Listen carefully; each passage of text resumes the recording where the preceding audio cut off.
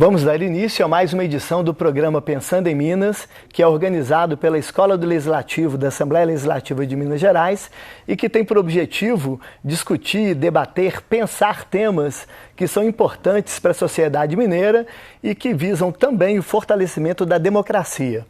E hoje vamos falar de um tema bastante relevante, atual, por que não dizer necessário, que é meio ambiente e desenvolvimento sustentável.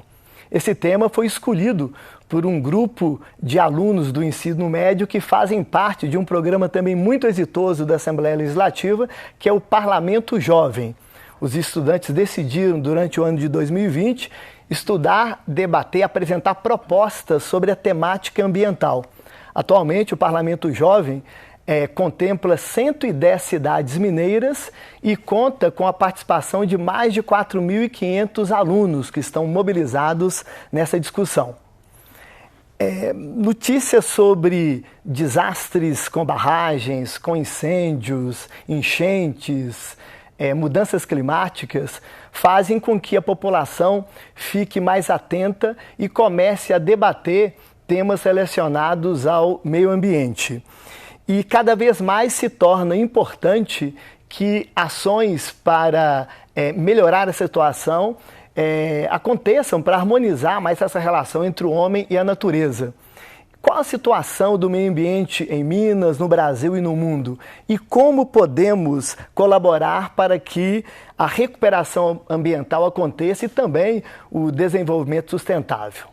Bom, para falar sobre esses assuntos, estamos recebendo aqui hoje dois convidados especialistas nessa temática, o professor Dr. Apolo Eringer Lisboa, que é médico conferencista, ambientalista, idealizador do projeto Manuelzão, mobilizador social e formulador político.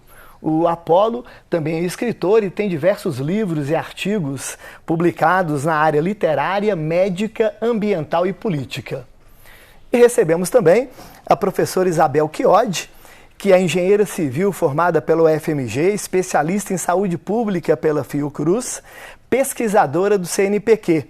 A Isabel também coordena o Núcleo de Construção e Conhecimento do Instituto Nacional de Estações Sustentáveis e Tratamento de Esgotos, que é um projeto de pesquisa, pelo que eu entendi, também do CNPq, junto com a UFMG.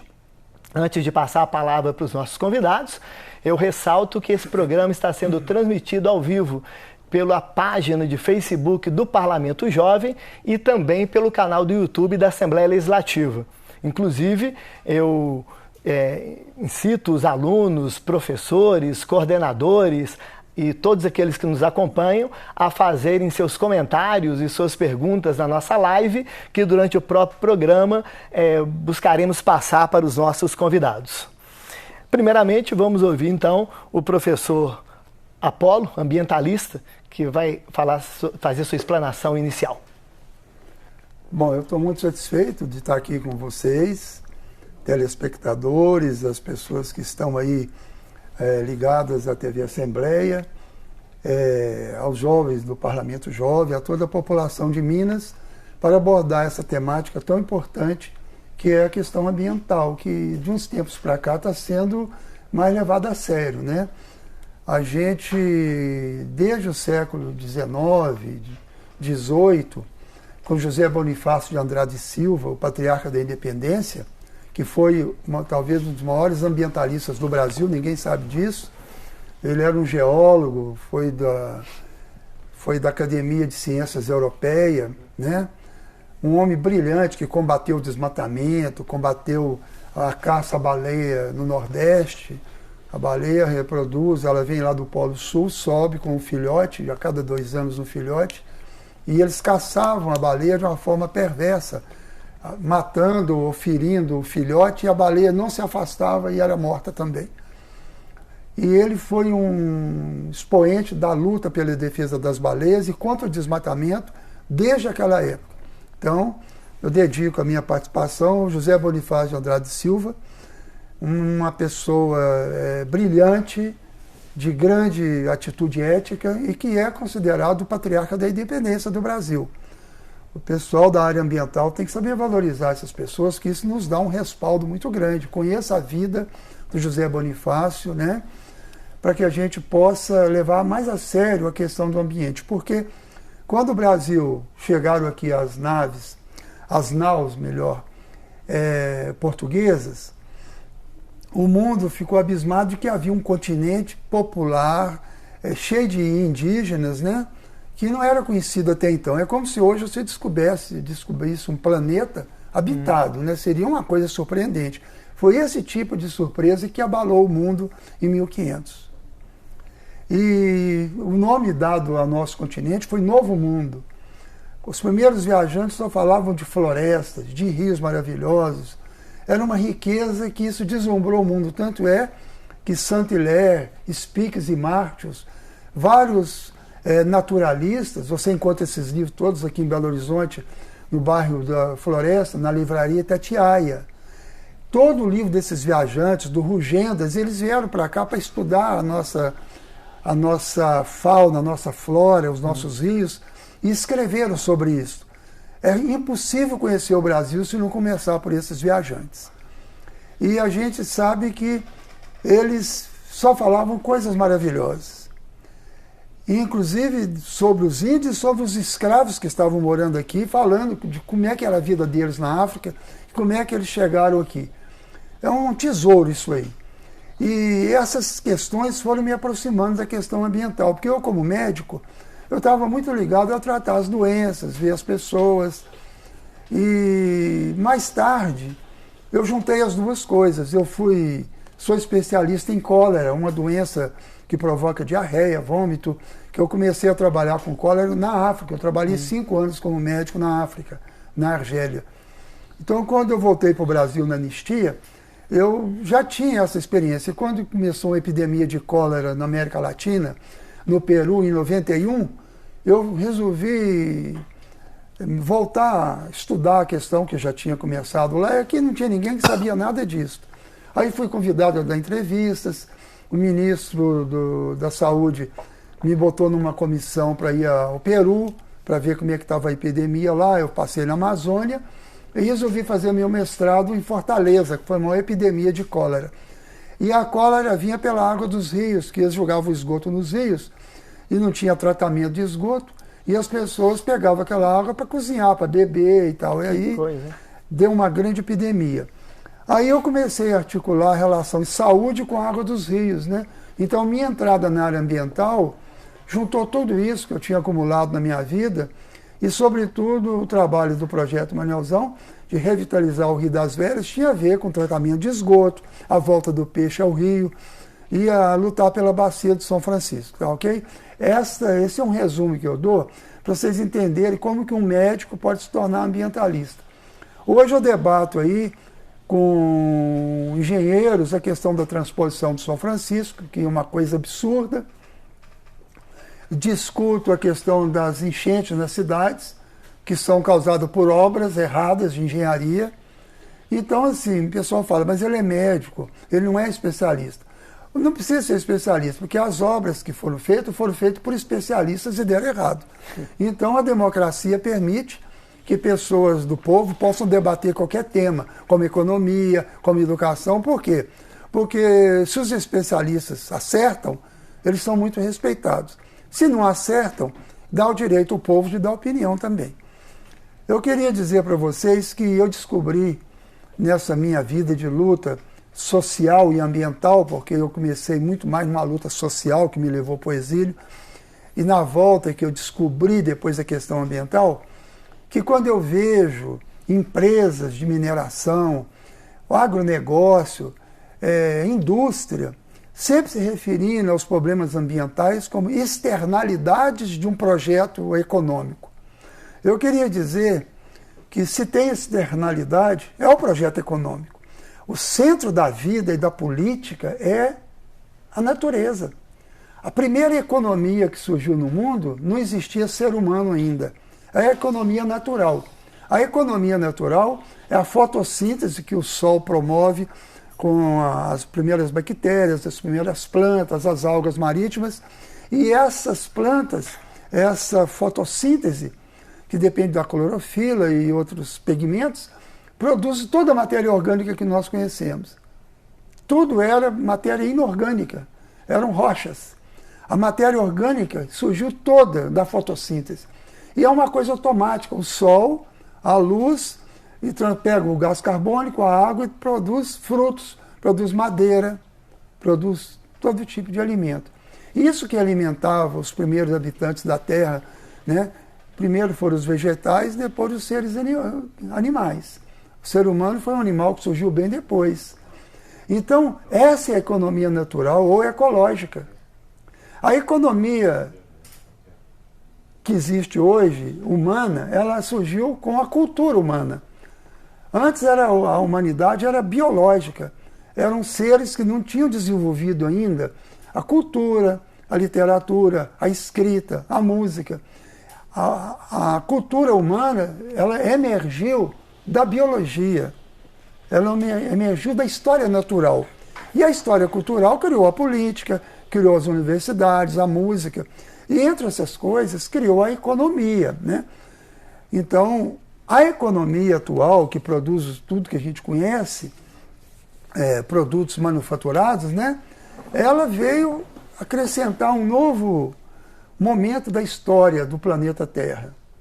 Porque antes da economia cultural já tinha manga, tinha mel, tinha leite, tinha frutos, tinha peixe, tinha tudo. Então não é tanta novidade assim.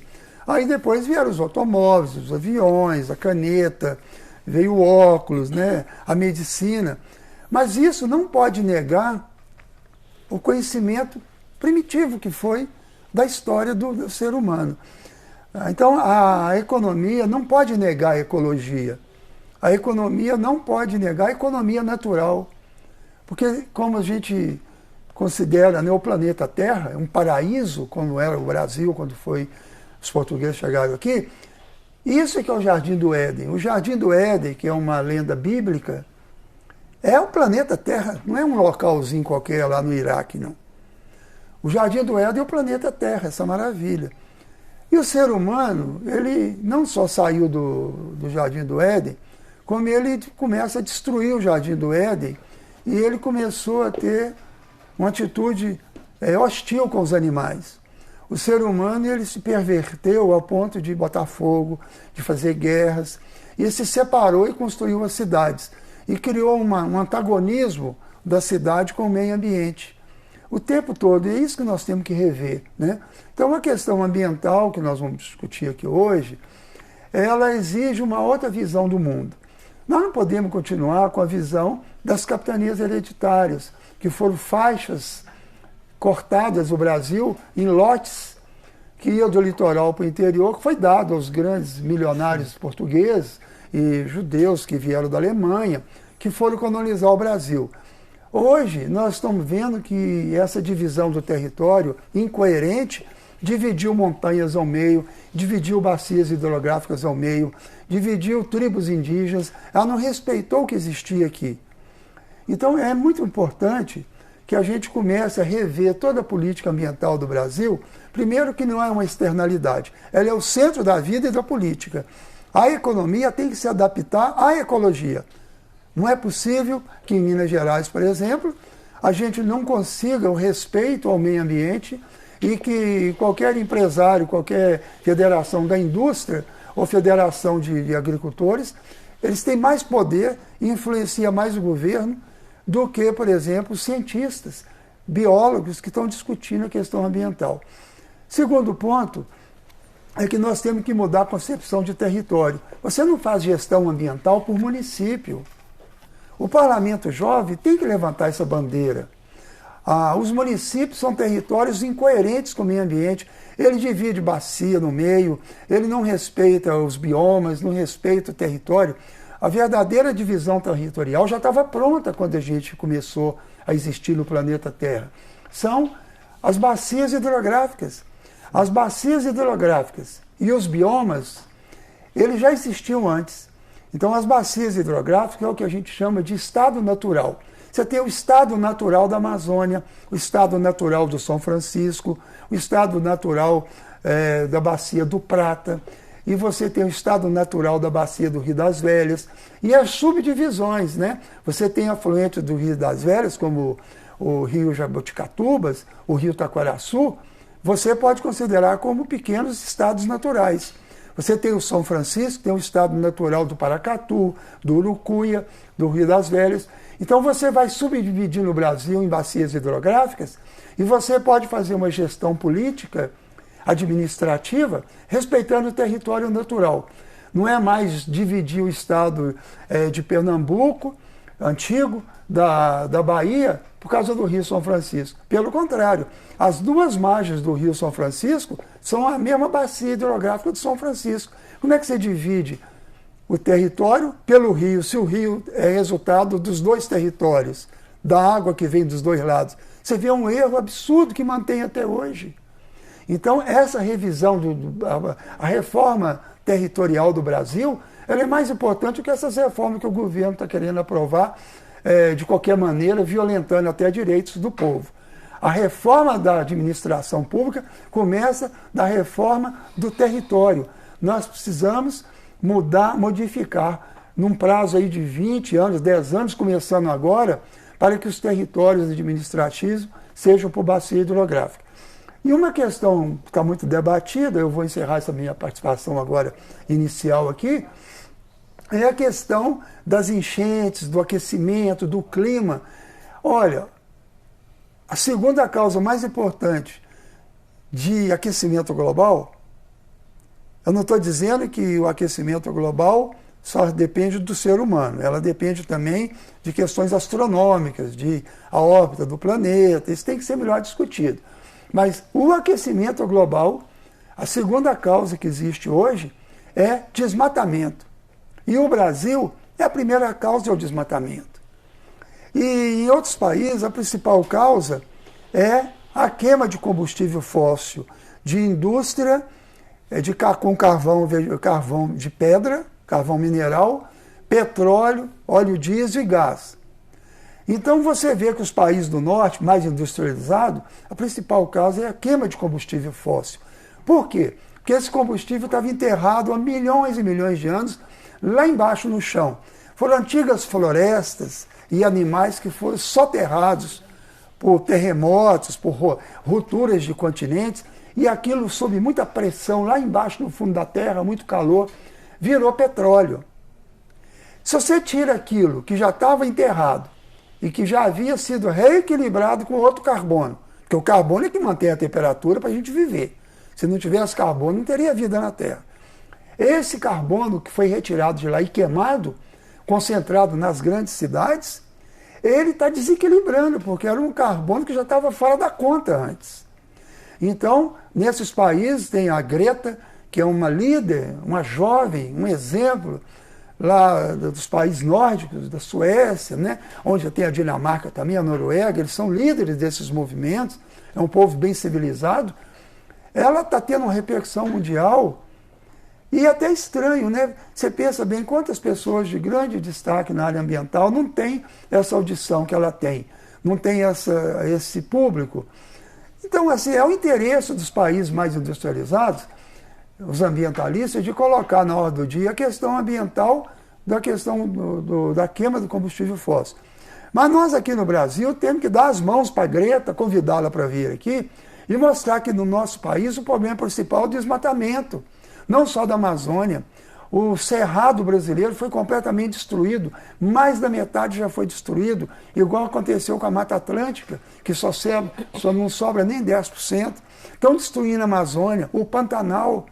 Então nós temos no mundo uma divisão internacional do trabalho injusta, e nós temos uma agenda própria do Brasil, da América Latina, que não é a mesma agenda da Alemanha nem dos países nórdicos.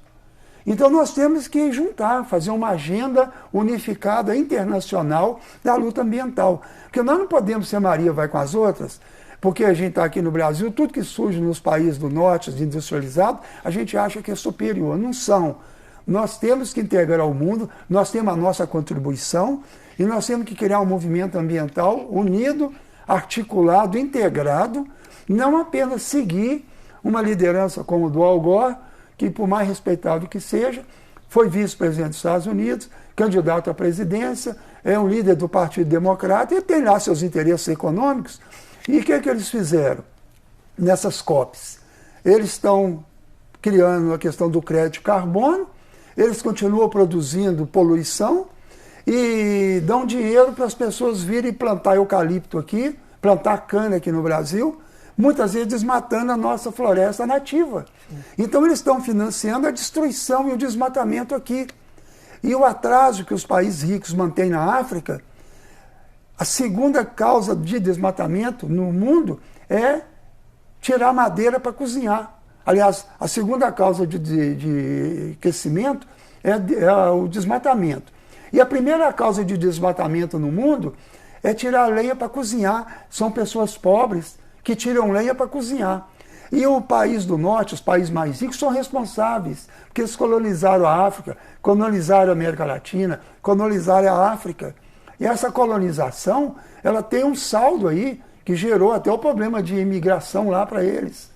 Então nós temos que rever toda essa história da humanidade e a questão ambiental é a chave da mudança de mentalidade do mundo. Ela está no centro da história, ela não é apenas uma externalidade. Muito bom.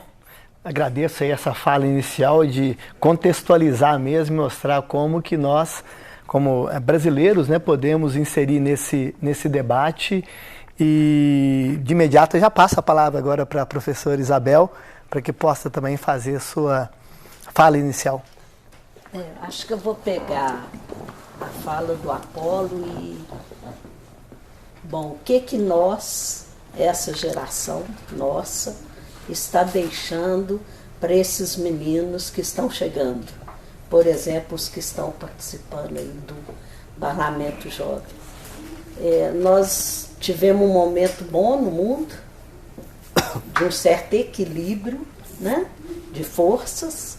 Isso melhorou, por exemplo, hoje nós vemos muito mais. Eu estar aqui, por exemplo, é um sucesso dessas coisas que nós acertamos, nós seres humanos, porque você morria com 30 anos de idade, né, o ser humano, essa era a proposta. Depois passou para 50, hoje nós estamos quase em 80, em termos de média, né? Então, eu vou falar assim para essa moçada que está chegando. Quer dizer, nós trouxemos muitas coisas boas, mas como disse o Apolo, tem um centro de questão aí que chama desequilíbrio. E o desequilíbrio ambiental é promovido por um desequilíbrio muito mais amplo. Como é que nós organizamos a nossa sociedade? Como é que nós organizamos o nosso trabalho? A quem serve a minha engenharia? Né? Eu sou engenheira tem 30 anos. E a quem serve a engenharia, a própria medicina, a ciência em geral, que tem tantas coisas boas, que já deu tantas coisas boas à humanidade. Ela serve, muitas vezes, a interesses definidos e externos. Eu lembro, quando eu ainda preocupava com essas questões mais sociológicas, digamos assim, né? Engenheiro que gosta de questão sociológica, eu li um texto uma vez que falava, tudo vai virar mercadoria. E eu acho que nós chegamos nesse ponto. Hoje tudo é mercadoria.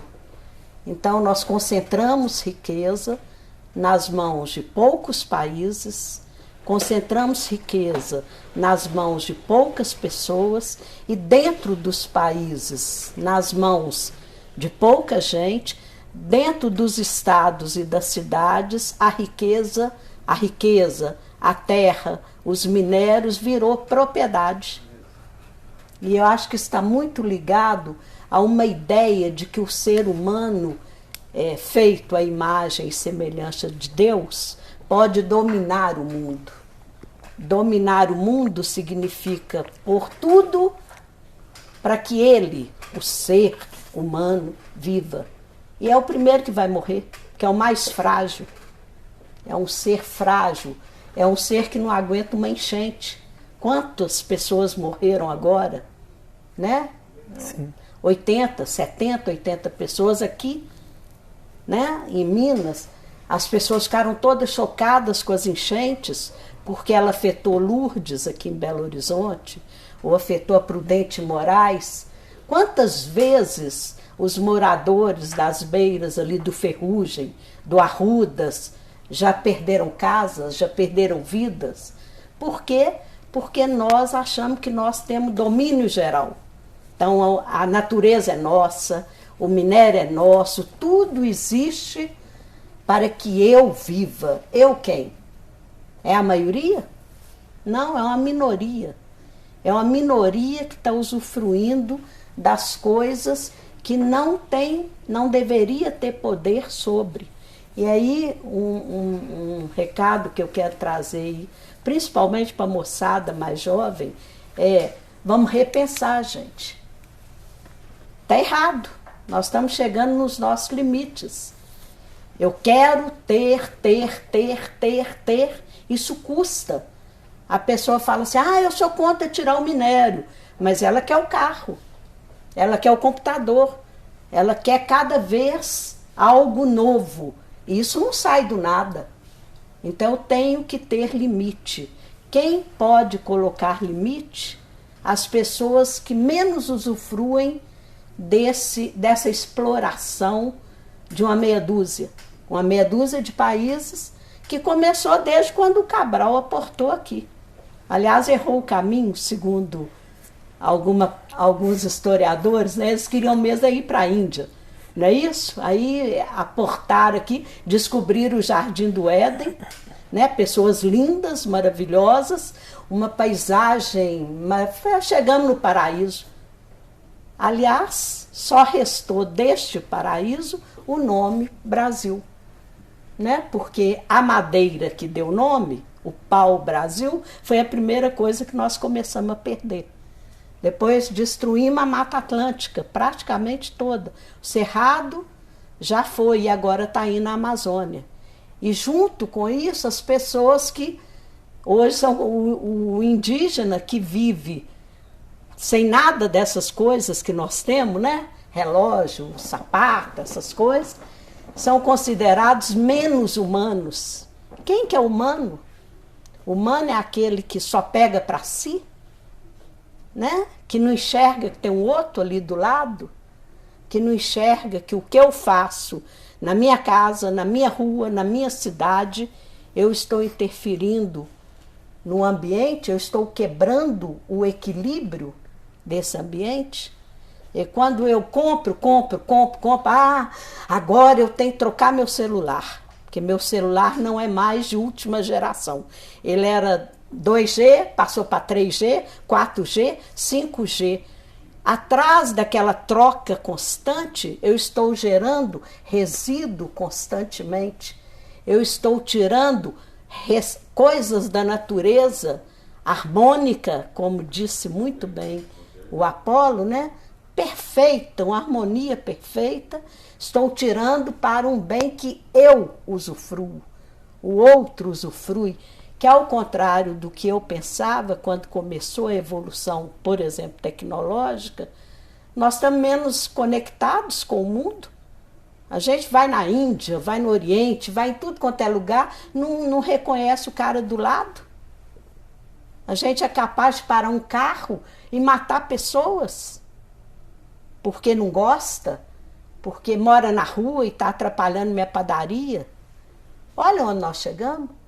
Então, meu convite nesse momento é para a gente, porque descarrilhou esse trem. E o primeiro ser que vai ser eliminado é o ser humano, que é o mais frágil. É porque acha que é demais e é o de menos, né? Você pode ver aí os microbinhos lá, os fungos, as bactérias, os vírus. Você mata um, acha um jeito de acabar com um, ele é um mutante. Ele vira outro e cada vez mais, né, perigoso para nós e nós. Então, meu convite na questão ambiental hoje é o que eu estou deixando para essa geração que está chegando. E olha, é um peso. Essa moçada vai pegar uma terra com recursos acabando, né? Com um poder que serviu aos grandes interesses, a uma meia dúzia, como disse o Apolo. Eu me lembro, eu estava em Patinga, quando a Indonésia proibiu, salvo engano, a Indonésia, de plantar eucalipto. Para onde que veio o eucalipto? Para cá. Nós transformamos o vale ali do Rio Doce, Valadares, no eucaliptal. E o que é o eucalipto? Por que ele interessa? Porque em 5 anos essa planta está pronta para virar alguma coisa que dá dinheiro para meia dúzia que planta. Por quê? Porque ela puxa água, ela seca pântano. Então é ótimo, porque uma árvore bacana da Amazônia, as que permanecem, demora 30, 40, 50 anos. Então eu descobri uma árvore que em 5 anos está pronta para eu vender. Então eu encho de eucalipto. E aí o que eu faço? Eu faço lençol e cada vez mais lá para baixo. Por quê? Porque senão vai acabar. Porque puxa aquela água toda. Então, esses exemplos, a mineração mesmo, né? Tem quantos anos que nós fazemos só isso? Soja, mandamos para fora. Aí o que nós estamos acabando? Com as veredas do Guimarães Rosa. Vereda é o que não tem mais, porque eu só tenho plantio de soja e para ter plantio daquele jeito para dar dinheiro, eu tenho que usar agrotóxico, não é isso? E muito, para dar rápido, para virar dinheiro e mercadoria. Então, o que me importa? Depois a gente arruma. Ah, isso é coisa de ambientalista. Não é assim, Apolo? Apolo deve ter ouvido isso muitas vezes. Ambientalista quer o quê? Quer ficar abraçando árvore? Não, nós queremos que o ser humano sobreviva. Nós queremos que tenha equilíbrio. Nós queremos que uma pessoa não morra de fome, enquanto a outra come caviar e joga metade do caviar fora. Eu quero que seja mais distribuída a renda, a propriedade, os bens e protegida a natureza. Porque sem essa natureza equilibrada, o ser humano, o ser mais frágil que existe, está fadado a desaparecer da Terra. Porque nós não resistimos. Um aumento de clima, um coronavírus parou o mundo. O mercado, eu nunca vi um sujeito, porque mercado parece gente, né? Você ouve na televisão, fala, o mercado está nervoso. Eu falo, gente, para mim só ficava nervoso, eu fico nervosa, Apolo fica, você fica, mas mercado nervoso? Mas fica, né? Aí aumenta, diminui. Aí quem ganha, ganha, e quem perde, perde sempre. Então, eu enchi minha cidade de prédios, tampei tudo de asfalto. O que eu fiz com si? Canalizo, né? Não é fácil canalizar rio. A minha engenharia, nossa, eu fui de um tempo na escola que nós tínhamos a Nossa Senhora do Concreto Armado. Que nos proteja a Nossa Senhora do Concreto Armado, porque eu queria grandes obras, sabe aquela coisa? Eu fui criada como profissional para fazer grandes intervenções. Onde? Na natureza. Quais são as intervenções? Eu domo rio. Ninguém doma rio. Você canaliza ele aqui, ele dá problema antes ou depois. Você enche ele de esgoto, lixo e terra, o que vai acontecer? Ali na frente, aquela história de a onça que chega lá no primeiro bebe água limpa, só que agora não está sobrando quase água nenhuma. Então, isso é resultado de um jeito predador, explorador de uma natureza de recursos que são finitos. O Apolo falou muito bem aqui, são fósseis que ficaram lá milhões de anos. Aí eu quero acabar, porque eu tenho que fazer uma coisa nova, porque eu tenho que fazer uma mercadoria, porque eu tenho que vender, porque eu tenho que provar para você que você é pior ou melhor se você tiver aquele celular, ou aquela televisão, ou aquele sapato, ou aquela calça. E os pobres, pobre, aliás, né, pobre gosta de ter filho. Eu vivo escutando isso. Nossa, pobre adora ter filho. Não, é o jeito que ele tem de salvar alguns. Essa que é a verdade. Então, para mim, a questão ambiental ela está intimamente relacionada a uma sociedade predadora, a uma sociedade exploradora, a uma sociedade desigual e desumana. E, infelizmente, quer queiramos ou não, né, nós, seres humanos, somos seres mais frágeis dessa sociedade. Nós conseguimos destruir tudo, até a abelha. Estamos matando as abelhas, aí de repente você... mas a abelha era importante para isso, para aquilo. Então eu vou criar abelha agora. Eu vou criar uma abelha que resista não sei o quê. Para, gente. Para tudo. Fala assim, o trem descarrilhou.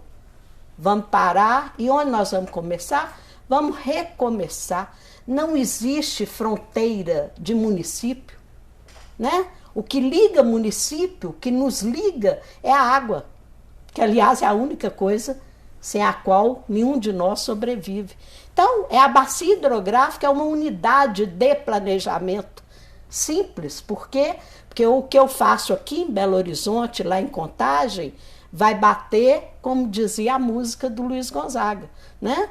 Vai bater no São Francisco, que vai dar no meio do mar. Quando a Samarco estoura uma barragem e mata o Rio Doce, são 600 quilômetros. Aquilo não recupera só por boa vontade. Demora 10, 15, 20, 30 anos, isso com muita vontade política de resolver. Então está na hora de parar, falar, olha, moçada, vocês que estão, né, nos assistindo, os jovens, estamos deixando muitas coisas boas, né? Porque nós morríamos com 30 anos, estamos morrendo com 80. Olha que bacana. Então, para o ser humano, a gente evoluiu muita coisa. A medicina é extraordinária, a engenharia extraordinária, as ciências em geral, as ciências humanas extraordinárias, mas deixamos muitos problemas. Então, fala assim, vamos começar outra vez. Eu lá na minha cidade, vou abraçar aquele rio, né, que é meu. Não vou perder a intimidade com as águas, que é o que me torna vivo. Vou lá, abraça o rio, protege o rio. Mas aquele cidadão que mora na beira do rio, ele mora lá porque ele quer? Ele não mora lá porque ele quer. Ele mora lá porque ele não tem outra condição. Então vamos dar condição. Vamos tirar? Vamos tirar sim, porque é um risco para ele. Mas vamos colocá-lo dignamente como ser humano. Então acho que a ONU, por exemplo, ela deu agora, tenta, né? Essas organizações humanas são complexas, né? Porque tem muito interesse envolvido. Os Objetivos do Desenvolvimento Sustentável falam disso tudo aqui. Erradicar a pobreza, diminuir a desigualdade, a indústria mudar o seu perfil, inovar, né? A infraestrutura não pode ser... As coisas não podem servir ao ser humano, gente.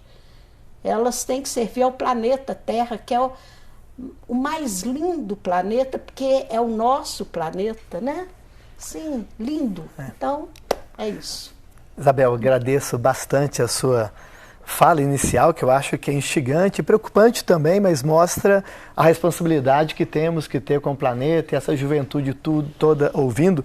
E eu já informo que está chegando perguntas, já temos 3 perguntas aqui de Varginha, de Ouro Fino, de Ponte Nova. Eu já vou começar a fazer, mas antes eu fazer uma provocação, Apolo, até com base na sua fala, você citou a Greta, e com base na sua fala também da questão do econômico, de pensar muito no consumo e menos no planeta, porque a Greta Thunberg, a menina lá da Suécia, é super bacana e você elogiou muito bem, tem toda uma preocupação e hoje é uma referência, é convidada o tempo todo, é capa da Time e tal e coisa. E até preparando para essa nossa conversa aqui de hoje, eu descobri que na sexta-feira passada teve uma conferência, não sei se vocês viram, chama Conferência de Ação Política Conservadora em Washington, e surgiu uma outra jovenzinha que estão falando que é a anti-Greta. O nome dela é Naomi Scheibe, é uma alemã, tem 19 anos, e o que ela fala é até é um contraponto, até contradiz algumas coisas que vocês falaram. Eu peguei uma citação da Naomi, ela fala o seguinte, que o alarmismo das mudanças climáticas é uma ideologia desprezível e anti-humana. Você que elogiou os cientistas, ela falou claramente agora, na sexta-feira, até o Trump estava nessa conferência, ela falou assim que os cientistas das mudanças climáticas envergonham a humanidade. Então a gente percebe que tem todo um movimento também, que eu acredito que tem não sei o que está por trás disso, alguma coisa econômica, até algumas pessoas falam nesse sentido, de governos contrapondo isso que vocês colocaram aqui agora, né? Então, antes de passar para as primeiras perguntas, a primeira vai até para você, que tem a ver com a questão de esgoto, que você é especialista, mas eu peço, professor Apolo, que o senhor comente essa questão da Greta que o senhor falou e essa questão do próprio mundo, até do próprio Brasil, que tem tanta gente que questiona a própria questão ambiental. Sim. Olha, o debate, ele existe há muito tempo, porque pesquisas feitas no Polo Norte, no Polo Sul, eles botam uma sonda que vai profundamente nessa camada de gelo e depois eles tiram e estudam esse gelo e eles sabem a época que aquele gelo foi formado. Então tem épocas em que houve uma diminuição de temperatura e outra época que aumentou a temperatura.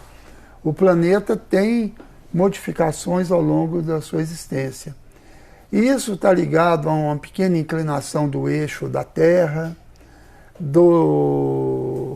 trepidação do planeta em relação a ver com Lua, com o Sol. Então são questões complexas que a ciência está estudando e nós temos, por exemplo, claramente comprovado que teve época que o gelo derreteu, teve época que formou-se muito gelo. Então isso promove um debate, porque ninguém questionava essas questões. O que passou a existir atualmente será que o ser humano, com a agricultura, com a indústria, ele é capaz de promover mudança no clima da Terra? Essa que é a discussão. Tem gente que acha que o ser humano, por mais que ele desmate, por mais que queime petróleo, ele não consegue afetar o clima da Terra. É um absurdo isso. E tem pessoas que acham que o ser humano ele pode modificar completamente o clima da Terra. É outro absurdo. Então você tem uma situação das órbitas dos planetas, do eixo de rotação, translação, que determina basicamente o clima da Terra. E nós temos também a cultura humana provocando. Por exemplo, o desmatamento é tão violento. Você olha o caso do Brasil. A Europa foi toda desmatada. Tudo isso na Ásia, o ser humano queimava lenha para comer. Na África, a África é igual, pior do que o Brasil. É claro que isso alterou e é hoje a segunda causa de aumento de temperatura. Que existe aumento de temperatura provocado pelo ser humano, ninguém pode negar. O que eles estão querendo dizer é uma discussão enviesada, de querer contradizer o outro. O que eles estão querendo dizer? Não, o clima da Terra depende da órbita do planeta Terra, do movimento de rotação, translação. Não depende das nossas atividades. Isso é um absurdo. Você vê perfeitamente como que a água vai embora nas regiões que desmataram. Você tem uma região que tinha muita água, por exemplo, o caso das veredas, né, que é o verdadeiro oásis que temos no Cerrado. Na medida que eles desmataram, a água acabou. Sim. Na medida que botou fogo na vereda, queimou toda a matéria orgânica que era uma esponja, e tudo isso foi embora a água, não nasce mais. Então a água não fica onde ela é maltratada. Onde você desmata, a água vai embora. Ela vai ficar no planeta Terra, ela vai para o mar, ela vai para outra região, vira gelo, ela está circulando. Mas o que segura a água na Terra são os ecossistemas. A morada da água é a Terra. Por exemplo, se eu vou construir um bairro, como foi o bairro São Bento ou Belvedere, e a prefeitura autoriza tirar 100, 200 caminhões em cada prédio que vai fazer, 300 caminhões. Cada casa tira 10, 30 caminhões de terra, terraplanagem. Toda essa terra saiu dali e foi para onde? Para onde foi essa terra? Quando chove na região, não tem mais aquela terra para a água se hospedar. A morada da água é a terra. A água da chuva, ela tem que penetrar onde ela cai. Se ela cai no meu quintal, tem que ser ali. Se ela cai na fazenda, tem que ser ali. Eu tenho que fazer tudo para dificultar o escoamento da água, para a água infiltrar. Aí as nascentes todas vão ter muita água o ano inteiro.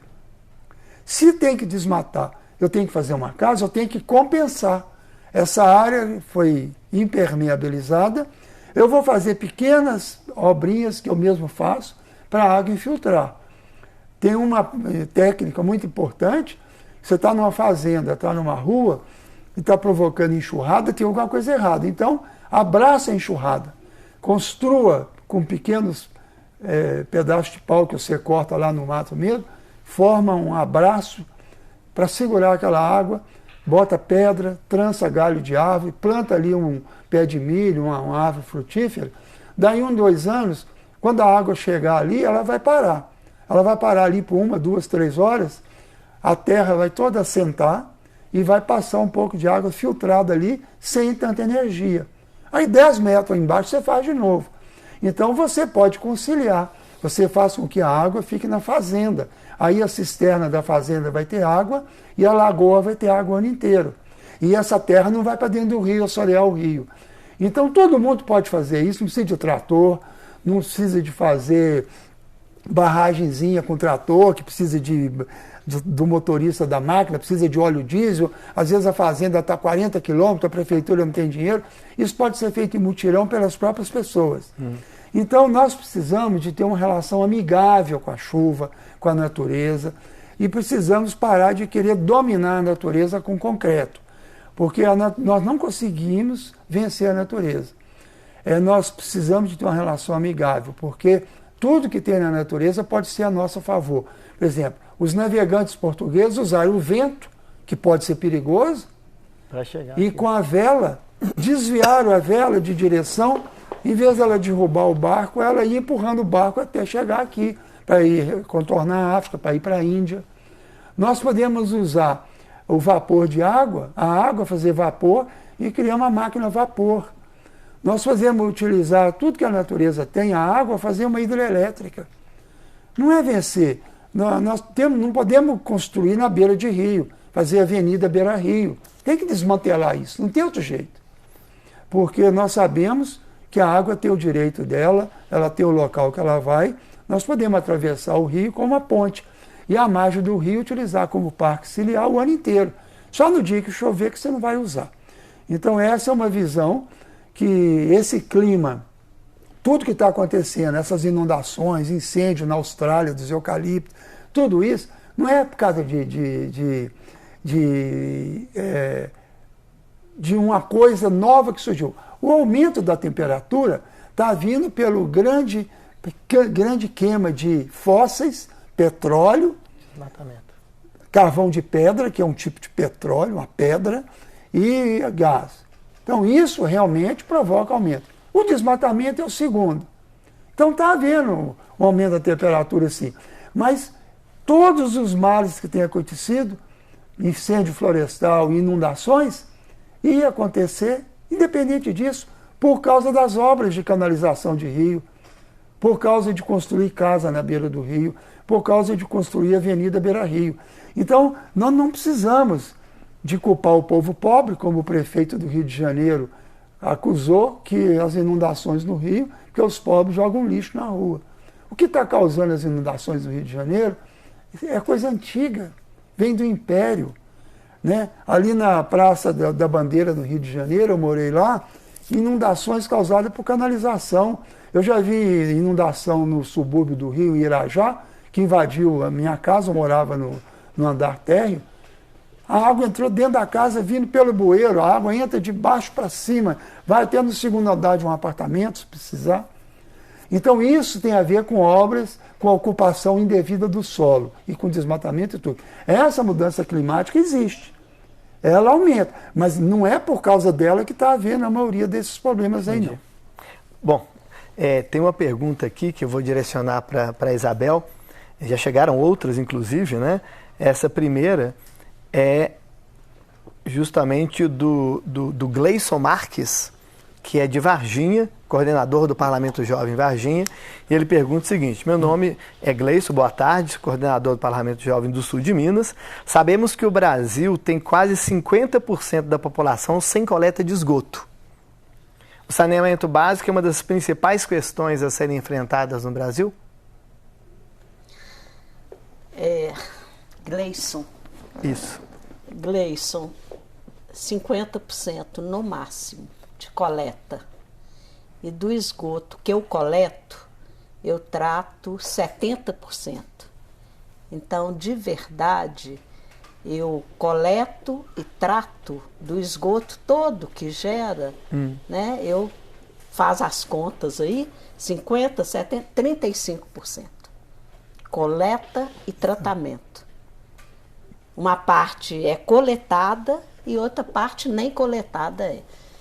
É um grande problema? E eu diria que é um dos maiores problemas, né? Nós temos números vergonhosos em saneamento. Na questão de esgoto, principalmente, mas também na questão de resíduo e na questão das águas, chamadas águas pluviais, que são as águas de chuva, né? A drenagem nas nossas cidades, que eu brincava com alguns colegas engenheiros meus, que uma grande obra da engenharia é uma placa. E uma placa assim: se chover, não trafegue nesse local. Por quê? Porque aí a prefeitura não precisa nem pagar, nem a seguradora vai pagar seu carro, se você for levado. Porque se você dirige, você sabe ler. Se você sabe ler, você viu a placa. E se ali você não podia trafegar? Então, eu diria assim, a falta de coleta de esgoto, a falta de tratamento de esgoto é um dos mais graves problemas que nós temos no Brasil, sob o ponto de vista da engenharia sanitária e sob o ponto de vista da saúde pública. Porque perdura nesse país doenças que nem existem mais nos compêndios de medicina, talvez, né? Tipo diarreias que matam, porque a quem acomete essas doenças? Se eu tiver uma diarreia, hoje, no estágio atual da minha vida, é uma dor de barriga. Agora, quem não tem o que comer, quem não tem um médico para olhar, quem não pode comprar um remédio, vai morrer. Ou vai ficar subnutrido, vai ser uma criança que vai ter problema, inclusive no desenvolvimento dela. Então, o saneamento continua sendo uma realidade muito triste do nosso país, Gleison, infelizmente. E só completando? Sim. Você falou do ponto de vista do ser humano. E aonde os animais vão beber água? Ixi, aí... Todos os peixes, todos os passarinhos, todos os animais do campo estão bebendo esgoto da cidade e ficando doentes também, porque eles têm a mesma saúde nossa. É água única e saúde única. Nós não temos 2 pesos e 2 medidas. A natureza exige que os animais tomem água limpa e nós não podemos poluir água nenhuma, né? Não podemos ter uma visão antropocêntrica. Antropocêntrica. De verdade, os animais... eles costumam ainda desaparecer daquela região, aí eles vão para outra, aí eles vão achar a mesma situação e vão morrendo. E lá tem agrotóxicos. E vão acabando, né? Então, nós somos poderosos, nós acreditamos mesmo que nós somos donos do mundo. Estão chegando várias perguntas aqui, o tempo está passando rápido, tem quase 1 hora de programa, né? Quando é interessante, né? Aí eu vou passar, tem até uma direcionada para o professor Apolo aqui, mas na medida do possível é importante ter a profundidade e tudo, mas até para a gente poder contemplar todos os estudantes, né? Tem o professor Jaime Santos, que é de Ponte Nova e coordena uma dos fóruns do Parlamento Jovem em Escolas Públicas, pergunta ao professor Apolo: como pensar em ações locais do ponto de vista de planejamento de bacia hidrográfica numa cidade como Ponte Nova, que é a última cidade do Vale do Rio Piranga, com 330 quilômetros de extensão e drena a água de cerca de outras 30 cidades? Claro. Boa pergunta, porque... Jaime Santos. Vamos dizer que eles tratem 100% dos esgotos num grau de depuração de 100% também. Né? Porque você pode tratar 100% do esgoto meia boca, né? Sair o esgoto do mesmo jeito. No caso, ele tem razão, porque tem que ser uma coisa solidária. Toda a bacia hidrográfica do Rio Piranga precisa de ter a mesma proposta, de tratar seus esgotos do mesmo jeito. Porque senão ele trata lá em Ponte Nova e o esgoto da bacia toda chega lá. Não tem condição, entendeu? Então é necessário que haja a gestão solidária. Isso reforça essa ideia de que nós temos que ter os estados naturais por bacia hidrográfica, planejamento por bacia hidrográfica e bacias hidrográficas contíguas dentro de um mesmo bioma têm a sua semelhança, são parentes. Então você pode fazer coordenação de múltiplas bacias também que são vizinhas uma da outra, lindeiras que se chama. Então essa visão de mudar a divisão territorial administrativa e política, ela é fundamental e atende à pergunta dele. Mas nesse caso, até uma demanda minha, essa mudança de gestão administrativa na política ambiental, porque não, na política geral na política seria quase... geral, na política econômica sobretudo. Aí que está a questão. Pode parecer utópico, mas não é não. Você pode fazer isso em 20 anos, 30 anos. Você determina que vai haver modificações no território de tal maneira que os territórios se refiram a uma bacia hidrográfica. Por exemplo, plano diretor. Você tem que fazer o plano diretor da bacia e o plano diretor do município ser coerente com o plano diretor da bacia. O plano diretor fala assim, eu tenho até tal ano que tratar todo o esgoto. Eu não posso julgar agrotóxicos no rio. Você tem que ter um plano diretor da bacia que seja feito com a participação de todos os municípios. Se os comitês de bacia hidrográfica funcionassem bem, infelizmente não funcionam.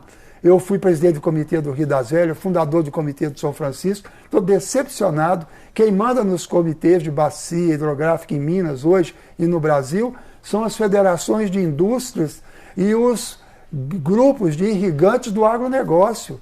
Isso é um absurdo. Eles têm interesse em não pagar pela água, eles não têm interesse em voltar o peixe, o pescador que tem, o povo, eles têm interesse em usar a água como insumo. Então, a mudança da base territorial administrativa para planejamento tem que ser política do Estado, tem que ser tudo. São os estados naturais. Isso precisa de uma reforma na Constituição brasileira urgente. Eles têm feito muita reforma na Constituição por coisas que não têm a mínima importância. Mas vale a pena citar a lei que regula saneamento, ainda, a 11.445, a lei federal, ela tem a bacia hidrográfica como sua unidade de planejamento. É verdade. E já está na lei. Já está na lei. Então, você pode utilizar isso, inclusive, quando for fazer um plano na sua cidade, lembrar a qual bacia eu pertenço. Inclusive, e conversar com os outros municípios, porque não adianta, coisa integrada, não adianta eu fazer um ótimo plano diretor aqui se Contagem está jogando esgoto aqui, está jogando lixo para cá. Doutora Isabel, eu vou dar então outro exemplo, já que você citou esse. A Lei Agrícola Brasileira, de 1991, a Lei Federal 8.171, determina no artigo 20 que a unidade territorial para a gestão da agricultura brasileira é a bacia hidrográfica. Já está escrito, veio antes da Lei das Águas. Então, as modificações, nós temos que revogar o tratado de criação das capitanias hereditárias. Nós temos que o Brasil do século XXI, ele tem que fazer a transição dessa questão territorial e todo o planejamento ser feito sobre a mesma base territorial. Você não pode ter cada área da economia e da administração ter uma base territorial diferente. Como é que você pode administrar um país que tem 20, 30 bases territorial diferentes? Polícia Militar tem uma, a educação tem outra, a economia tem outra, a saúde, a assistência médica, melhor dizendo, tem outra. Não é possível. Isso está completamente errado. Bom, tem uma pergunta aqui do estudante Cássio Pousas, de Catas Altas, aí eu faço para a professora Isabel. E também o professor Apolo pode comentar, ele pergunta qual país é exemplo a ser seguido no mundo na questão ambiental, emissão de carbono e sustentabilidade.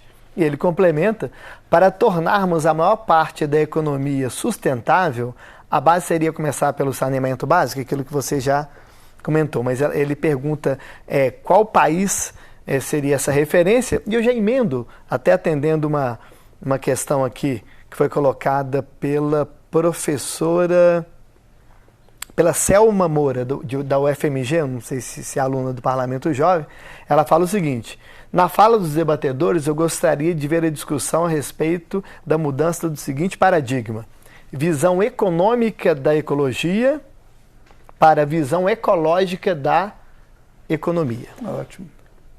Visão econômica da ecologia, que se fala, para a visão ecológica da economia. Então, comente um pouquinho essa temática e para o aluno Cássio, se existe alguma referência de país com... Ô Cássio, o planeta Terra é um só. Então, nós temos países, são exemplos. Por quê? Porque estamos nós aqui, o quintal desses países, está a África ali, quintal desses países. Então é muito fácil. Eu não planto eucalipto na Escandinávia, na Noruega. Eu planto eucalipto no Brasil. Né? Por quê? Porque aí depois é só levar. O que eu levo junto? Eu levo água. Sim. Por exemplo, a soja, eu levo um mundo de água junto. E não pago por isso. É uma água que eu exporto sem contar. Né? Eu levo minério. Eu tenho um mineroduto que leva minério com água 400 quilômetros. Isso é uma afronta, é estapafúrdio. Uma coisa que parece que nós estamos em 1500, 1600, 1700. Nós estamos no século XXI. E continuamos agindo como se estivéssemos antes da Revolução Industrial. Nós continuamos com um modelo agroexportador, né, extrativista, tiro. Aí é fácil país que só recebo a coisa prontinha, agrego valor e vendo para você outra vez. Quer dizer, você me manda matéria-prima, eu faço ela ficar bonita e útil para alguma coisa, sob o meu ponto de vista, e ainda te vendo. E você ainda compra e fica satisfeito de imitar um modelo falido. Um exemplo, assim, até pegando também, aproveitando, para a moça lá que está querendo ser a anti-Greta, né? Sim, Eu acho que assim, basta ficar na Praça 7 ali. Vai para a Praça 7 ou vai para a Serra da Moeda, veja a diferença de temperatura. Porque o que nós emitimos ali esquenta, que fica insuportável aquele pedacinho ali. Então é fácil de medir, né, com o nosso próprio nariz as diferenças e o nosso calor do corpo, né? A gente põe ar-condicionado, por quê? Né? A gente não devia pôr, não, gente. Nós temos tanto vento, tanta coisa, por que nós ficamos aqui confinados? Então, acho que nós vamos ter que rever muitas coisas. Temos países modelo? Temos. Por quê? Porque esses países colonizaram e exploraram. E nós vivemos das sobras. Então, qual o modelo que nós seguimos? Modelo norte-americano. Carro. A Europa não tem carro, não. A Europa tem metrô, que funciona, tem pista para andar, para bicicleta, e uma outra grande avenida. Nossa, é o contrário. A pessoa mora num barranco e quer asfalto, porque tem uma cultura de que com o asfalto ela vai parecer melhor do que é. Porque o povo é tão pobre no nosso país, tão marginalizado, que às vezes tem um celular, né? É sinal de que ele está quase igual àquelas pessoas. Então ele nem pensa muito nessa questão do consumo. Eu quero asfalto, aí é uma ribanceira. Aí eu ponho asfalto, o que vai acontecer na primeira chuva? A velocidade aumenta, a impermeabilização diminui, aí o carro dele vai ser o primeiro que não vai conseguir subir. Bom será se não for levado pelas águas. Chuva, né? Essa questão do qual país modelo me lembra um pouco a República de Platão, né? República utópica. Você pode imaginar. Eu prefiro imaginar o planeta Terra como um país só. Mais ainda, eu prefiro imaginar o município Terra, a Terra como um único município. Porque a globalização ela tem uma ideia bacana que sempre existiu. O Jardim do Éden é o planeta Terra. Então, o planeta Terra, ou ele todo tem uma política sustentável, ou não tem como. Porque nós produzimos alimento barato aqui e o pessoal da Europa, dos Estados Unidos, come carne, alimentos baratos que vêm do Brasil, café do melhor, e nós vendemos à custa do trabalho escravo, desmatando tudo, cobrando a água. Quando a água fica cara aqui, é porque as mineradoras usam água e não pagou por ela, eles não pagam pela água. O agronegócio não paga pela água que usa, quem paga é o consumidor de água de Paracatu, que tem aqui em Roça, que não paga pela água que usa, que é uma canadense. Lá no Canadá eles são bonitinhos e faz sujeira aqui, né? Como o Riacho dos Machados, que tem outra canadense do ouro. Você tem as mineradoras exportando em mineroduto minério e eles não pagam por essa água. E tem apoio da FIENG, tem apoio dos deputados e apoio do governo estadual. Eles não pagam pela água. Quando faltou água aqui por causa do acidente das mineradoras, aumentou a nossa conta de água aqui da Copasa no estado inteiro, principalmente na região metropolitana. Nós pagamos mais pela água porque ficou escasso, pela lei da oferta e da procura, aumentou o preço da água. Então nós somos explorados por uma economia mundial. Então não tem essa de procurar um país ideal. Nós precisamos de uma economia global. O capitalismo propõe a economia global, mas eles não querem direitos de cidadania globais. Por que o africano não tem direito à liberdade, não tem direito a uma vida digna? A América Latina e a maioria da Ásia ainda, que está melhorando depois que outros países lá romperam com a dependência colonial. Nós não podemos ter uma globalização só para meia dúzia. A globalização é direitos iguais para toda a humanidade. Eu sou a favor da globalização do bem. Eu sou a favor da globalização que todo mundo tem direito a comer. E a outra questão que foi levantada é a questão como a economia vê a ecologia e como a ecologia vê a economia. Isso. Eu acho que eu falei disso no início, que é o seguinte, só resumindo para a Selma, né? Até guardei o nome dela, que eu achei interessante. Selma Moura, parece. Isso nome mesmo. e sobrenome eu guardei. Então é o seguinte, antes de ter essa economia cultural, tudo que havia antes na ecologia era economia também, economia natural ou ecológica, que era automática. O sol, a fotossíntese, a produção de produtos orgânicos. Tudo veio, era tudo automático. O ser humano, ele resolveu plantar as árvores, colher as sementes, ele resolveu fazer a roça. Depois ele extrapolou e começou a fazer monocultura. A monocultura não é uma herança da economia ecológica. É uma deturpação. A monocultura é um crime contra o planeta Terra. A exportação só de soja, não para alimentar o povo do mundo, é só a agricultura importante porque está produzindo alimento. Toda a soja quase é para fazer óleo e alimentar animais do Brasil e do exterior, fazer ração. Aí você cria animais, porco, frango e cria gado, para depois matar os animais, submetendo os animais a um sofrimento cruel, para a gente comer carne. Por que a gente já não é vegetariano direto? Por que a gente não abole a pecuária e a gente começa a ser vegetariano e tira um ciclo da economia, o alimento vai cair o preço, menos da metade. Aí você vai democratizar o acesso ao alimento no mundo inteiro. Então está muito mal contada essa história. As interpretações que a imprensa dá, as interpretações que são dadas nas escolas, ela é uma ideologia que está dominante no mundo, mas não corresponde à verdade. Nós temos uma falsa cultura, que é a cultura da opressão e da destruição do planeta Terra. Então o que a gente propõe é que se ecologize a economia atual. para que ela seja igual à economia natural e que o ser humano reconsidere sua relação com a terra, que o grande pecado da saída do Jardim do Éden não foi transar. Porque se não tivesse havido amor, não teria gente, nós não estaríamos aqui. Por que eles inventaram que não pode transar porque o homem, Deus não quer? Deus fez o homem para transar.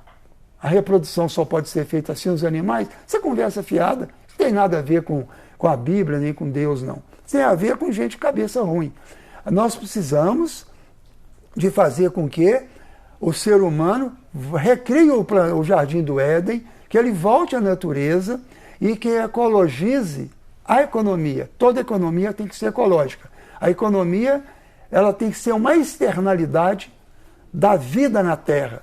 A política e a economia tem que se enquadrar dentro da ecologia desse mundo. É aí que está a inteligência, a sabedoria, a sustentabilidade, entendeu? Não existe sustentabilidade só na imprensa, com matéria paga, não. Todo mundo é sustentável, a Vale, a Senibra, todo mundo é sustentável. Mentira. A sustentabilidade ela tem que ser ecológica, restabelecendo o equilíbrio natural da ecologia. Só para fechar, sim, para a moçada do Parlamento Jovem, e pessoalmente eu nisso, eu posso diminuir, por exemplo, o consumo. Essa fome de consumir, né? Ter o melhor celular, o tênis todo dia, a calça todo dia. Não tem dinheiro, mas aí eu vou no cartão de crédito, eu me endivido porque eu tenho que estar desse jeito. É um primeiro passo. Diminuir o consumismo, diminuir...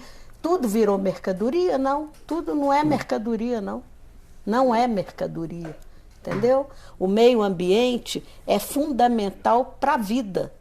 Não é para ficar servindo para plantador de soja ou criador de gado ganhar dinheiro e mandar as coisas para fora e poluir tudo. E a poluição dá câncer, produz doenças, mata os animais, mata as abelhas, está matando os animais aí, as abelhas, está matando nossos filhos também, matando todo mundo. Então a poluição não agrega valor, ela é destruição total, né? É impressionante que até a doença ela é aproveitada. Você sabe quanto mais doente tem, mais hospital, mais ambulância, mais cirurgia, mais medicamento, maior o PIB. Então, assim... Bom, está chegando aqui várias perguntas e nós já estamos com 1h15 de... Aí tem também os remédios, tá? Também, né? Para o menino que perguntou sobre o esgoto, tem também um monte de remédio que nós tomamos, hormônios. É uma coisa que nós estamos pesquisando lá na universidade, porque isso vai para o tratamento não trata isso no esgoto, aí isso vai para a água, aí volta para o C da cidade da frente, no abastecimento de água, a estação de tratamento de água não trata isso, então nós estamos tomando remédio, querendo ou não querendo, direto ou indiretamente. Bom, mais uma pergunta aqui, lembrando que já estamos com 1h15 de programa, ou seja, o tempo está voando quando o assunto é importante e bom, né? Então a gente já está quase que caminhando também para o final, né? Mas eu vou fazer uma pergunta, tem várias aqui. No caso, o estudante de Luiz César, coordenador do Parlamento Jovem de Córrego de Bom Jesus, ele faz uma contextualização seguinte: se tomarmos a revolução cognitiva, a corrida há 70 mil anos, e verificarmos que a evolução caminhou no sentido de destruição do habitat, estamos fadados ao autoextermínio irremediavelmente. Ele fala assim, né? Depois ele pergunta: como conciliar desenvolvimento com sustentabilidade? Eu até lembrei daquilo que se fala que uma boa gestão tem que ser ecologicamente correta, socialmente justa, economicamente viável, culturalmente diversa, né? Então, como conciliar desenvolvimento e sustentabilidade com ecologia, né? Pode responder rapidinho? Pode, claro. É o seguinte, eu acho que a história é um aprendizado. Então, nós estamos precisando de mudar a mentalidade. Hoje nós temos condição de informação, troca de mensagens, leituras, qualquer coisa que você pesquisa na internet. A humanidade ela tem que mostrar que aprendeu com a história e que nós aprendemos com os nossos erros e que esses erros estão nos levando à autodestruição. Nós estamos destruindo os animais, que são nossos companheiros de viagem, destruindo a flora. Nós estamos destruindo coisas maravilhosas. Então, eu acredito, sim, na possibilidade que esse aprendizado nos leve a uma regeneração e a gente tem uma vida melhor no futuro. Eu acredito muito nisso. Hoje já existe a globalização, a humanidade está se integrando. Vamos virar um município no Jardim do Éden, usando a tecnologia para o bem. A tecnologia é muito boa, televisão, o celular, tudo isso pode ser usado para o bem. Vamos fazer uma agricultura orgânica, vamos modificar, vamos consumir menos. A doutora Isabel coloca muito bem a questão socioeconômica, né? Socioambiental, está tudo ligado. Hoje em dia só há conhecimento se for transversal, se ele não for segmentado. Hoje você não pode separar engenharia de medicina, de economia, de sociologia, de educação física, de caminhada, de medicina, está tudo ligado.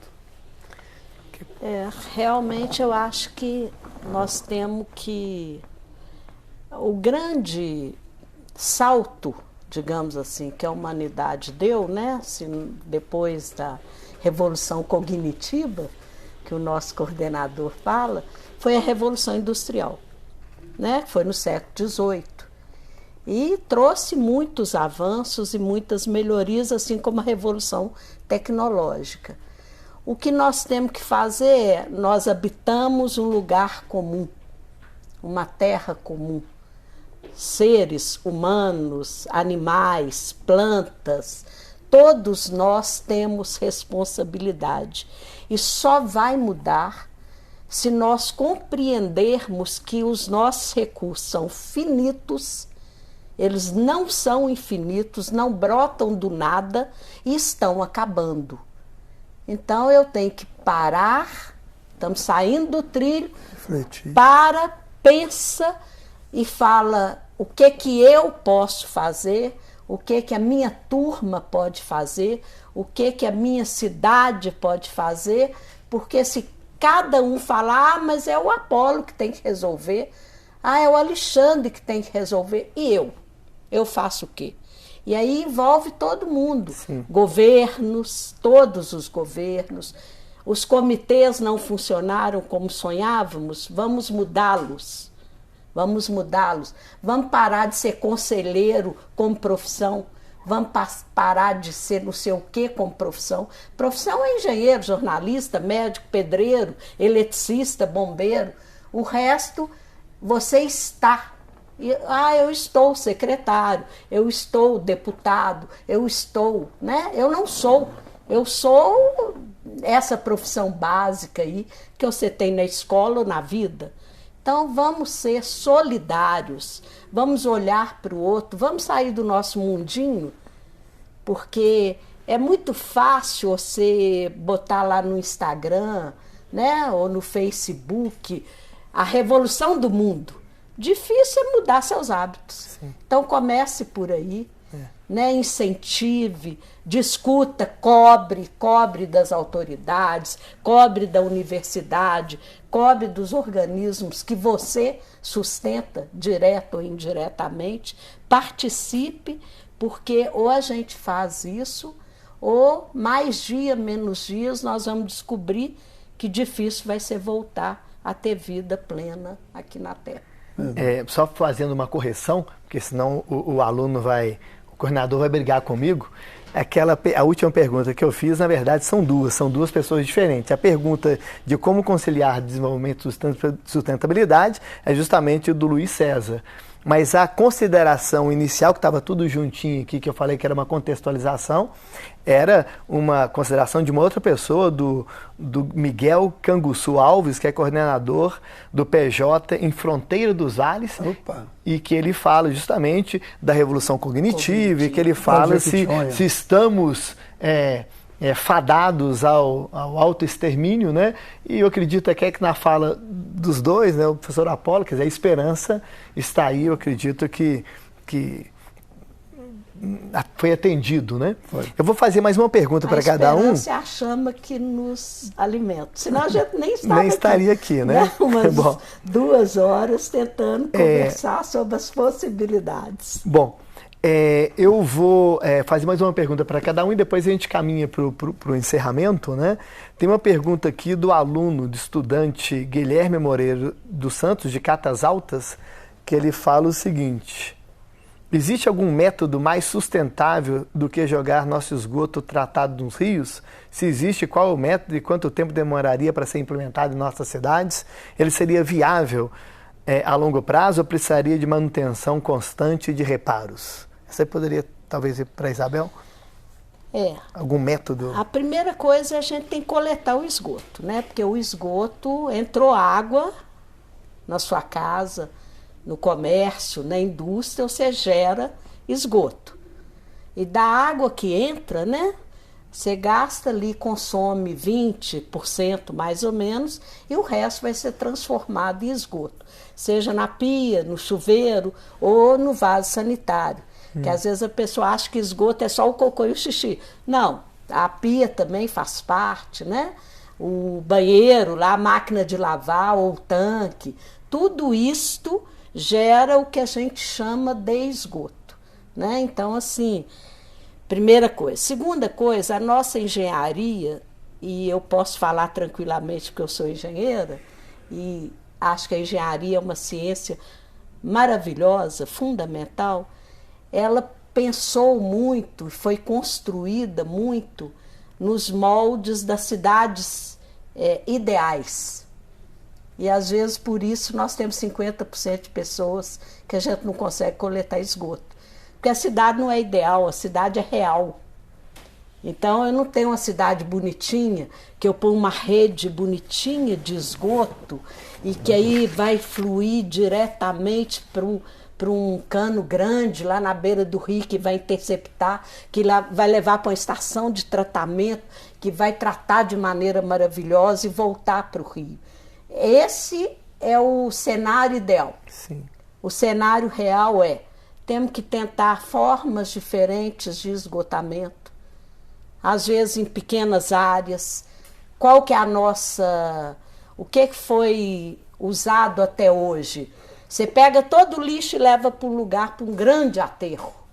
Você leva todo o esgoto e leva para um lugar que é uma estação de tratamento. Isso quando funciona. Não, vamos tentar esgoto condominial, que a gente já faz em prédio. Porque o prédio é um esgoto condominial, não é? Isso. Você, quando compra um apartamento, você sabe que o esgoto do apartamento de cima vai passar ali perto de você. Se tiver problema lá, você vai ter que discutir com ele ou com o síndico. Podemos fazer isso no plano também, em conjuntos de casas, que seja possível. Então, técnicas não faltam. Tá? Entendi. Técnicas tem muitas.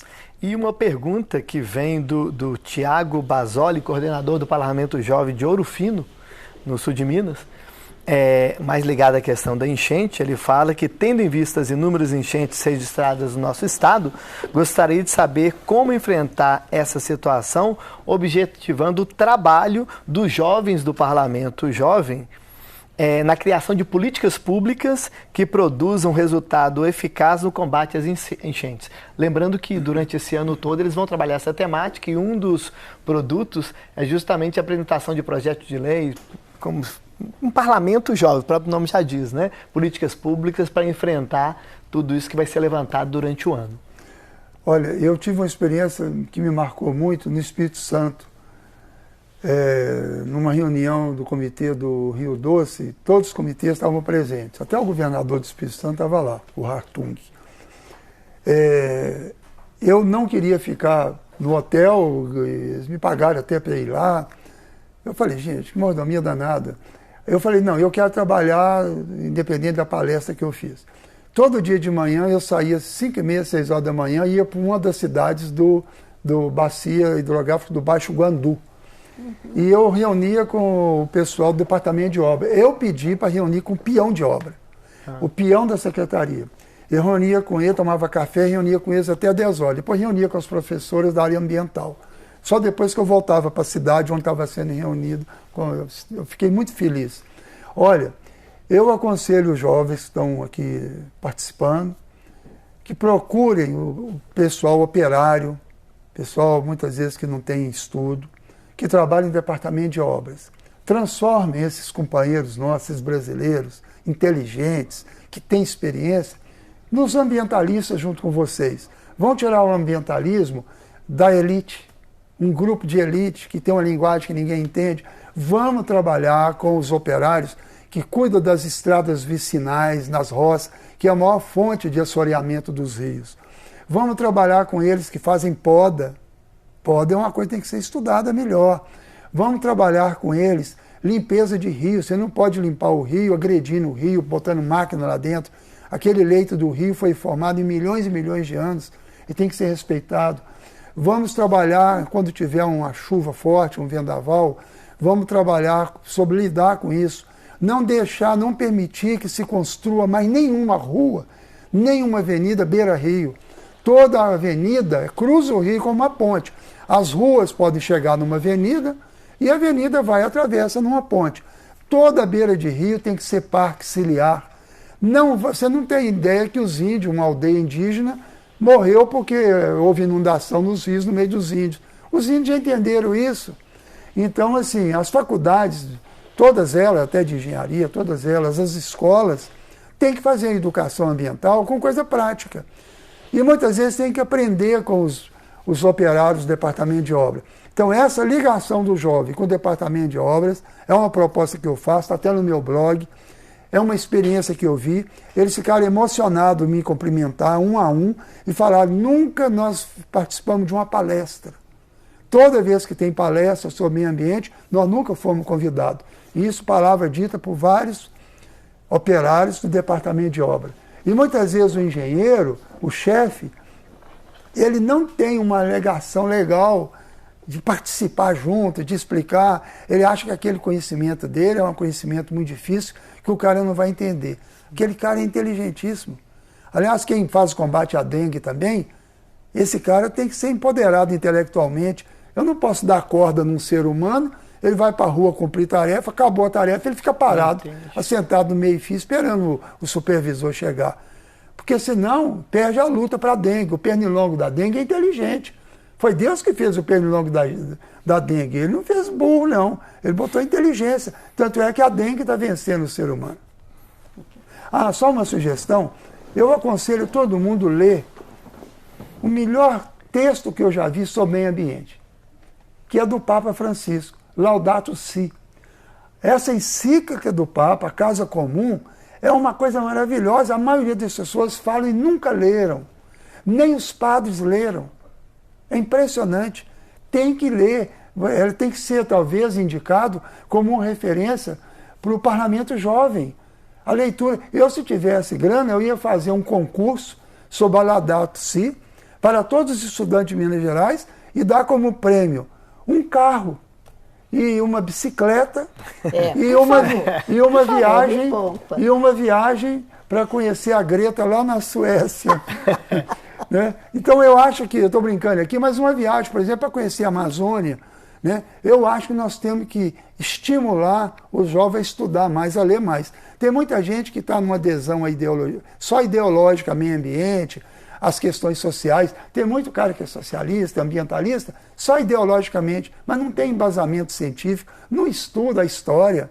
O conhecimento da história é fundamental. Sim. Eu começo aí então com a Laudato Si do Papa Francisco. Eu agradeço muito aí a sugestão. Certamente os estudantes que nos assistem agora e que vão acompanhar toda essa discussão durante o ano vão levar isso em consideração. Relato tem mais algumas perguntas, só falando do Raoni, que fala de questão mineral, tem um outro professor também de Ponte Nova, mas de qualquer forma essas perguntas depois podem até ser encaminhadas para vocês. Eu posso até dar meu e-mail, eles podem mandar que eu respondo todas. Então apololisboa@gmail.com. Apolo Lisboa com L só. Eu gosto de responder. A rede social é uma oportunidade que caiu do céu para nós. Ela é uma possibilidade. Eu fico, às vezes, horas e horas respondendo pacientemente as pessoas que me mandam mensagem. Eu não tenho coragem de não responder. Eu acho que é uma sacanagem você não dialogar com as pessoas que estão te procurando. Ótimo. Eu quero só fazer... teve um exemplo que nós trabalhamos, nós criamos uma rede de capacitação e extensão tecnológica em saneamento. E o INCT, inclusive, saiu daí também, para capacitar os trabalhadores. E aí não é o engenheiro só, porque o engenheiro também precisa, né? Para até mudar a visão, às vezes, do engenheiro. Ou o técnico, o tecnólogo, ou o gestor. Mas também o operador da rede de água, de esgoto, o gari da limpeza urbana, né? Aquele trabalhador que fica correndo 20 quilômetros atrás de caminhão aí na chuva, no sol. Então, nós temos uma rede, foi belíssimo o trabalho lá pela Federal. Por que foi belíssimo? Porque promove esse encontro de uma teoria sistematizada na universidade, com uma prática que a pessoa está ali, conhece mais do que você da prática e você conhece mais da teoria. Então, a nossa ideia era o quê? Juntar o saber prático com o saber teórico e construir, de fato, um conhecimento naquela realidade. Então, eu me lembro que a prefeitura de Raul Soares, quando nós ligamos para lá, aí a engenheira que me atendeu disse, olha, professora, mas aqui você sabe bem o que é um operador de rede de Raul Soares? A Universidade Federal de Minas Gerais vai dar um curso para o operador de rede. Aí eu falei assim, ele sabe ler? Sabe. Então, para nós, é ele que nós queremos alcançar. Nós ficamos muito emocionados, porque ele foi na oficina, a gente chamava de oficina, ele foi, virou uma referência na região, ficou deslumbrado porque ele aprendeu um monte de teoria e falou um monte das coisas que ele sabia fazer, que ele sempre fez, melhorou o fazer dele, melhorou a nossa teoria e virou uma referência para nós. Então, esse encontro é fundamental com os jovens, entendeu? Com a universidade, com quem fica pensando só, com quem fica fazendo só. Tem que ter o equilíbrio. Sim. Eu vou resolver fazer a pergunta da mineração, porque é a única que está pendente de estudante, a gente tem que valorizar. É o Raoni Felipe, também de Cartas Altas, ele fala o seguinte, pergunta o seguinte para os dois, né?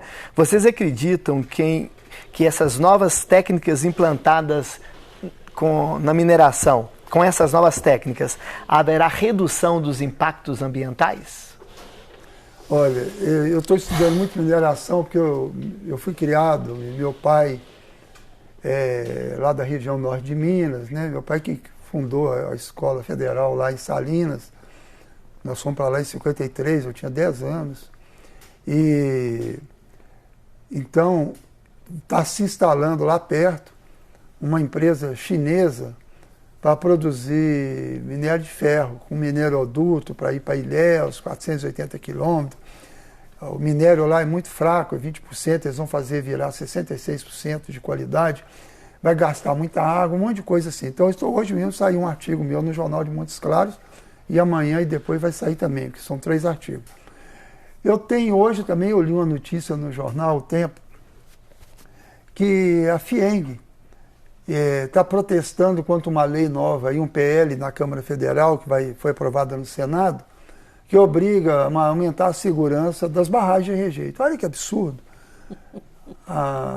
Protestando contra aumentar a barragem de rejeito, morreram 270 pessoas, gente pobre, gente rica, todo mundo, acabou com a vida lá de Brumadinho, do Rio Paraopeba, acabou a vida do Rio Doce, né? E o pessoal achando que é exagero, que vai diminuir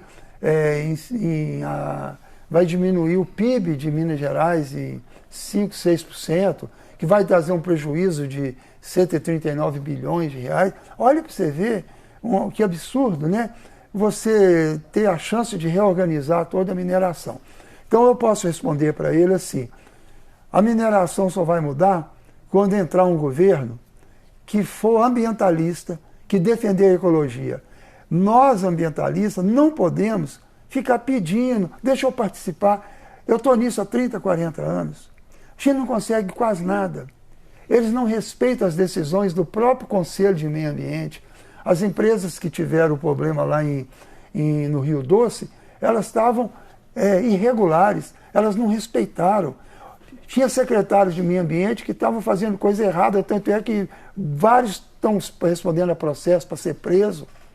Então se trata de um abuso muito grave. Então eu queria dizer que a mineração vai continuar do jeito que está, fazendo coisa errada e matando gente, vem fazendo isso desde a época do Tiradentes, e só vai mudar o dia que o Brasil mudar. O dia que a mineração mudar é porque o Brasil mudou também, porque ele só valoriza dinheiro, arrecadação, não valoriza os rios, não estão nem aí para o peixe do rio, não estão nem aí para a saúde das pessoas, não estão pouco se importando com aumentar a poluição. Eu estou falando isso assim, do fundo do coração, radicalmente, porque não adianta esperar que isso vão mudar se o povo continuar aceitando isso. Infelizmente, muita gente pobre, o único emprego que tem é na mineração. Depois que você gera 2.000 empregos, qualquer modificação que vai ter, eles falam, vão fechar a empresa, aí vai 2.000 pessoas defender a mineração. Eles não estão defendendo a mineração, eles estão defendendo o emprego. Então eu proponho que a mineração do Brasil seja feita mais devagar para abastecer a metalurgia e a siderurgia. A indústria metalúrgica e a indústria siderúrgica produz bem de capital, produz máquinas, gera emprego e o Brasil vai desenvolver. Nós estamos produzindo um país neocolonial, exportador de commodities primárias, agrícolas e minerais, e estão zerando os empregos na metalurgia e na siderurgia. O Brasil está com a siderurgia e metalurgia acabando, porque todo o minério está desenvolvendo na China. Isso tem que mudar. Não há outra maneira de abordar essa questão, a meu ver. E o mais grave, assim, eu acompanhei muito a questão da Samarco lá. E que morreram 19 pessoas, né?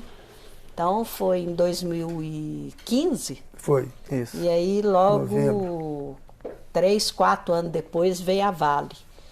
O que me... A Samarco é Vale também. Eu sei, mas assim, o que me impressionou na questão lá de Brumadinho é que a moçada que morreu, a maioria era trabalhador terceirizado da Vale, o pessoal da própria empresa. Você faz uma sede administrativa na frente de uma barragem de rejeito que qualquer pessoa com o mínimo de conhecimento sabe que no mundo inteiro não se faz mais barragem daquele jeito, que eles chamam de amontante, né? Alteanda, montante, usando rejeito da própria mineração. Aí você põe a sede administrativa, sabe para quê? Para servir de propaganda. Para dizer, olha como eu tenho certeza do que eu estou fazendo aqui. Foi mesmo. Então não tem noção. Você mata 270 pessoas, destrói toda uma cidade ali, o Rio Paropeba e tudo isso, como foi com o Rio Doce. Então ao colega que perguntou, eu acho que a mineração ela não pode ser um bem em si mesmo. Tirar, mandar para fora, mandar para fora, mandar para fora e comprar as coisas com valor agregado. Nós estamos fazendo o que se fez aqui, plantando cana-de-açúcar no Nordeste. Né? Plantamos cana, mandamos a cana toda para depois comprar as coisas prontas, pagando lá o valor agregado, empregando gente lá.